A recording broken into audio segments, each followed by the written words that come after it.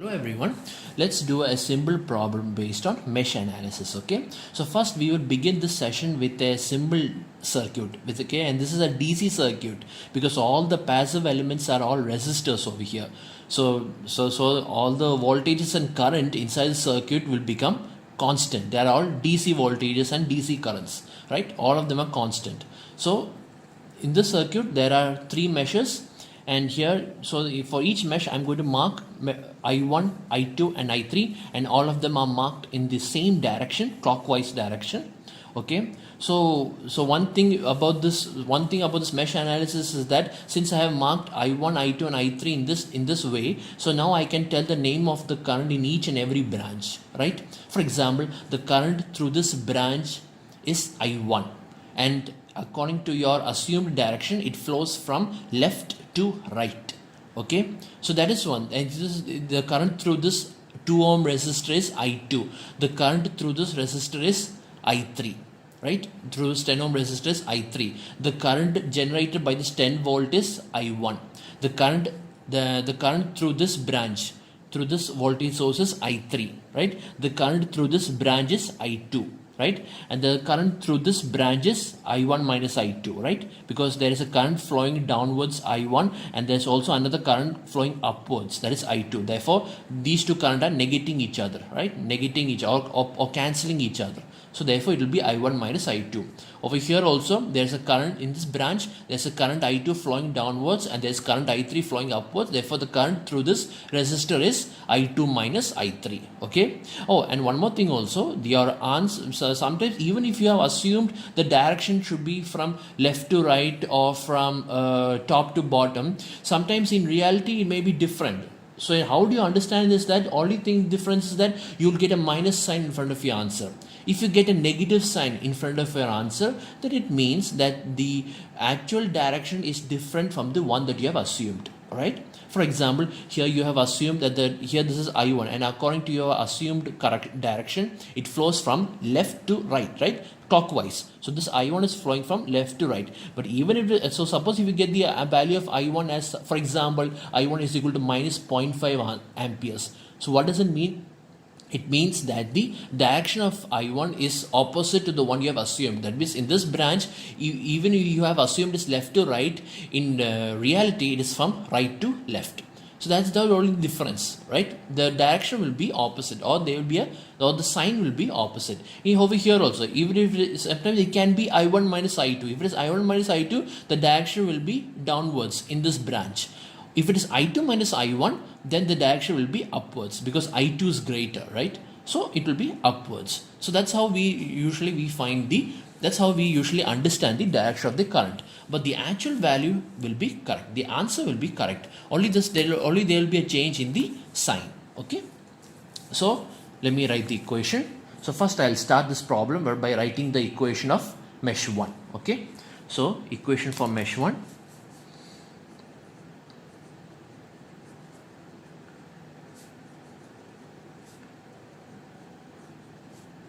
Equation for mesh 1. So here I'm going to assume, so here in this mesh 1, since you see I have marked each and every current in the same direction, clockwise direction.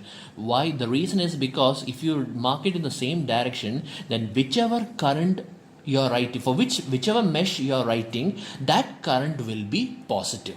Whichever mesh you are writing, that corresponding current will be positive, and the rest of the currents will be negative.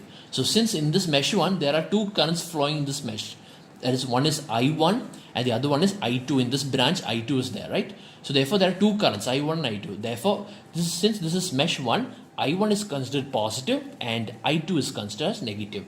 And now I'm not going to write this equation in terms of its resistors or anything. I'm just simply going to write the final equation. You should learn to write like that.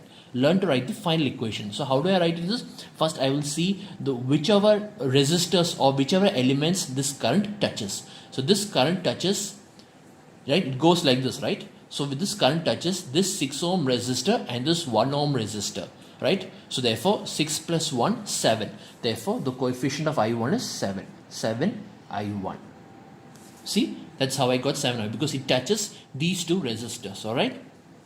and this is mesh 1, so therefore I1 is positive and this I2 current, and that I2 is negative, so it will be minus. All right, minus, and this I2 current touches only this 1 ohm resistor over here, right?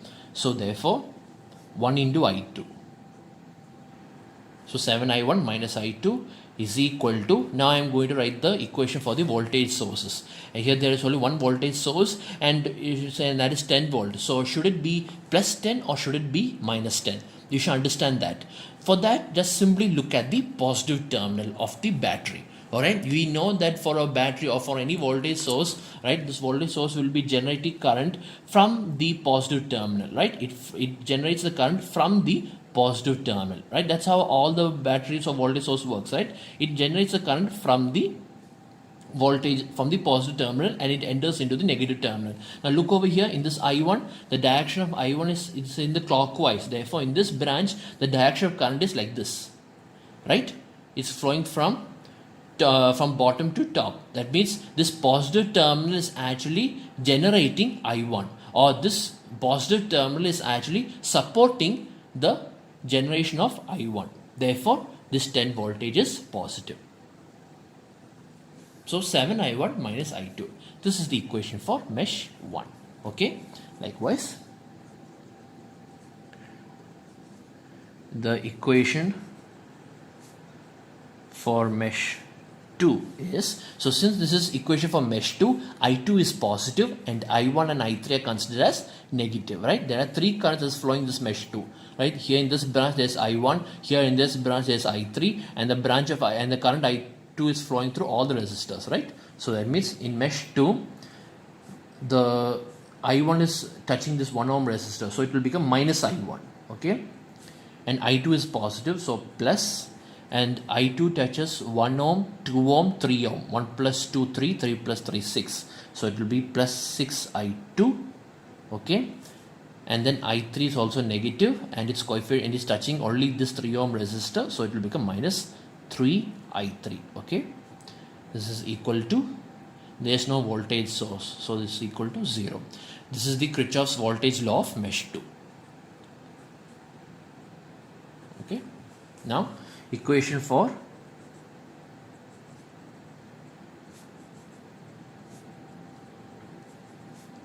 mesh 3, right? Equation for mesh 3.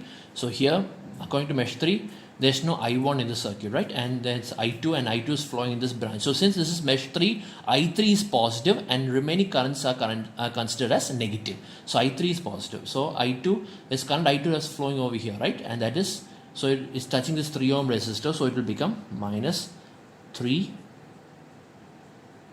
I2 plus, and I3 is touching these two resistors, right? I3, so it will become 3 plus 10, which is 13 I3 is equal to, now there is a voltage source over here, and this current I3 is entering into the positive terminal, right? That means this positive terminal is not generating any current. This positive terminal is not producing any current. It is opposing the flow of current, because this I3 is going inside into the positive terminal. So therefore it will become minus 20. Okay. So this is the Kirchhoff's voltage law of mesh 3, right? So now the next step what you do is, we are going to write the matrix form of these three equations, okay? Writing the above equations in matrix form, okay? So there are three equations, so therefore there will be 3 rows, right? And in the first row, the coefficient of I1 is 7, the coefficient of I2 is minus 1, and the coefficient of I3 is 0. There is no I3 over here, therefore the coefficient of I3 is 0. So in the first row, the coefficient will become 7 minus 1, 0, okay? In the second row, the coefficient of I1 is minus 1, the coefficient of I2 is 6, and the coefficient of I3 is minus 3. So it becomes minus 1, 6, minus 3. Okay. And in the third row, the coefficient, or in the third equation, the coefficient of I1 is 0. There is no I1 over here. Right? So the coefficient of I1 is 0, the coefficient of I2 is minus 3, and the coefficient of I3 is 13. So it will become 0, minus 3, 13. This is the coefficient matrix. And your unknown variables are I1, I2, I3 is equal to, and the equation and the matrix of your voltage source is 10, 0, minus 20. 10, 0, minus 20. This is the matrix form. Alright. So now what you're going to do is you're going to find the value of I1, I2 and I3. So first I will find the value of I1. So to find the value of I1 is nothing but the determinant of the matrix in which the first column must be replaced with the voltage source matrix. So it means it will become 10, 0, minus 20, and the remaining columns will be same. Minus 1, 6, minus 3, 0, minus 3, 13. Determinant of this matrix divided by determinant of the coefficient matrix, that is 7, minus 1, 0, minus 1, 6, minus 3, 0, minus 3, 13. Okay. The determinant of the denominator will be the same for all the currents, right? So you just need to find this value, the denominator only one time, and then substitute that for all other currents, right? But this will be different. The numerator will be different for all the currents, right? So what is the value of the numerator?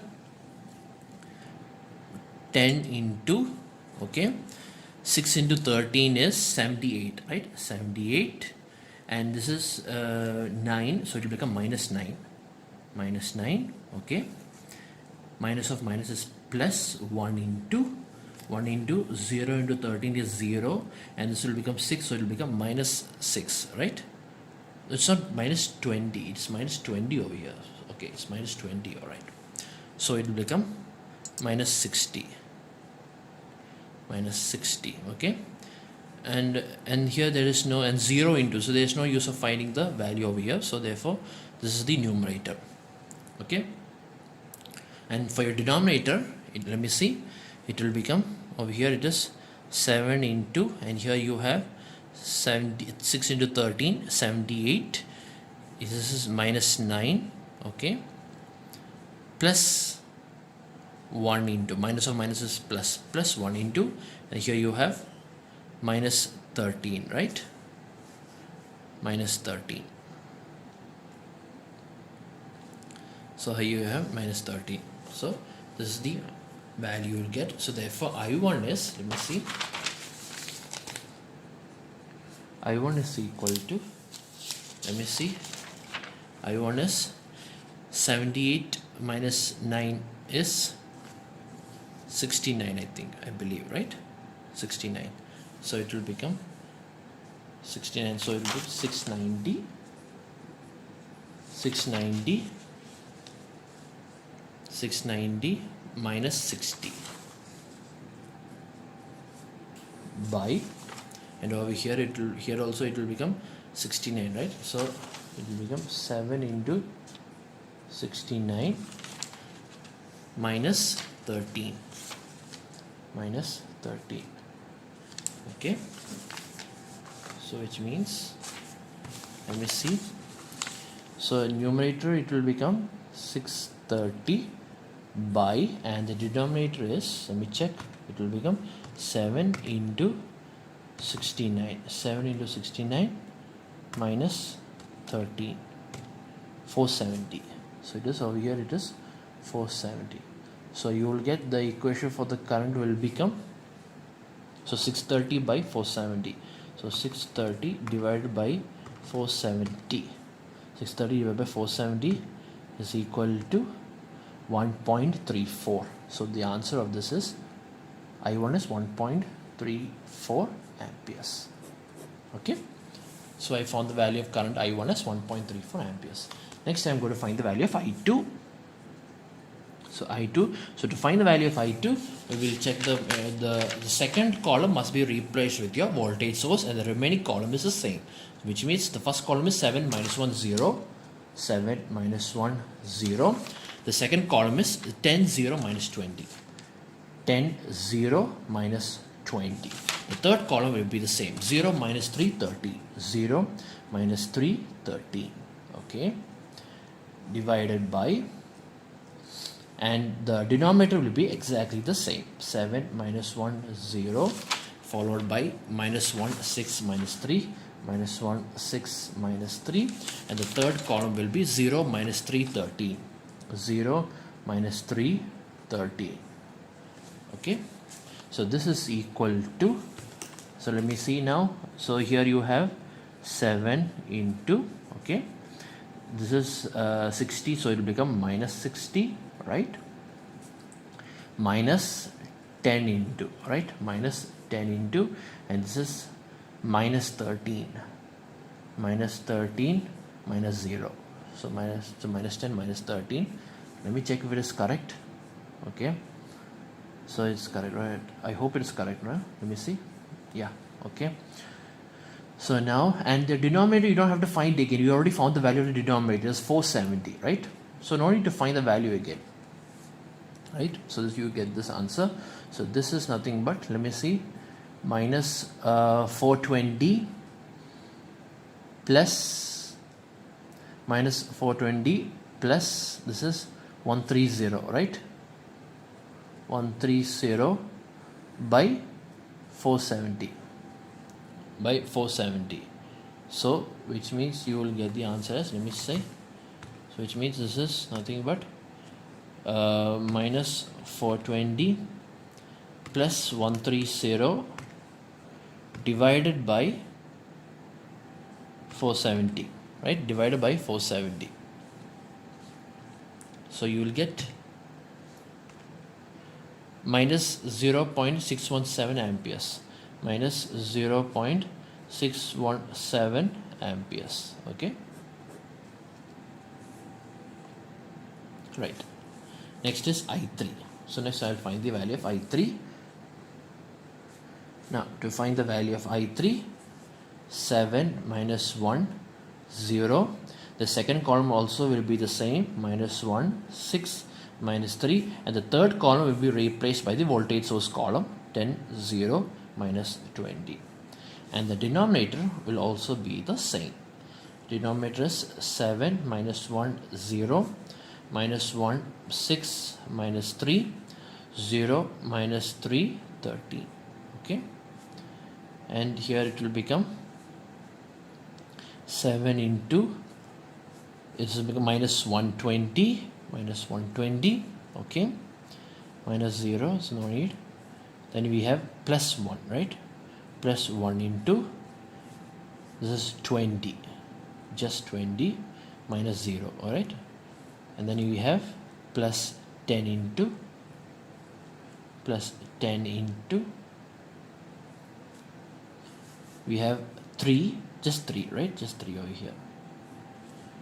The whole thing is divided by, here the denominator is the same, so again 470. So therefore you will get over here, this is minus 840, minus 840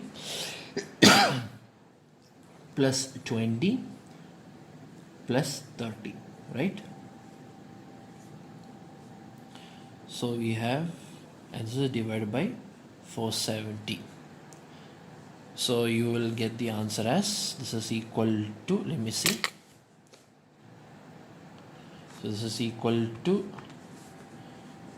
minus 840 plus 20 plus 30 divided by 470.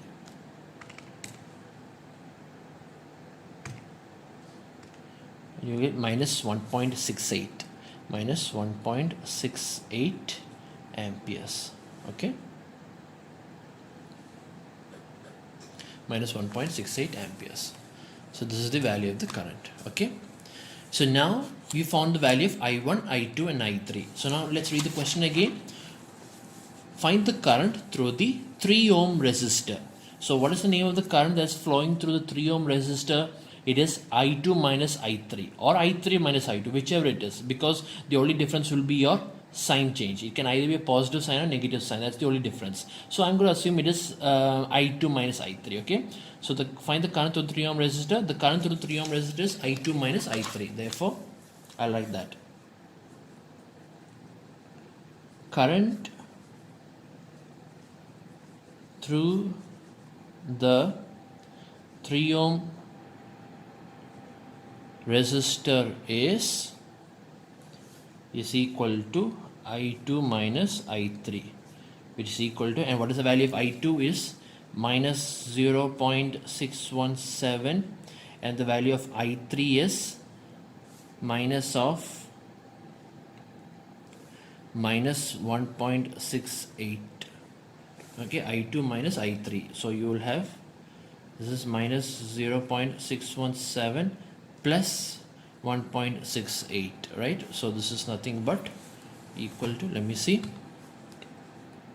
minus 0.617 plus 1.68, and you will get the answer as 1.063 amperes. 1.063 amperes.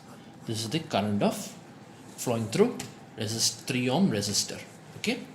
Suppose if they ask you to find the voltage of across the 3, suppose if they ask you, instead of asking us to find the current through the 3 ohm resistor, they'll ask you to find the voltage across the 3 ohm resistor. So we know, how do you find the voltage across 3 ohm resistor?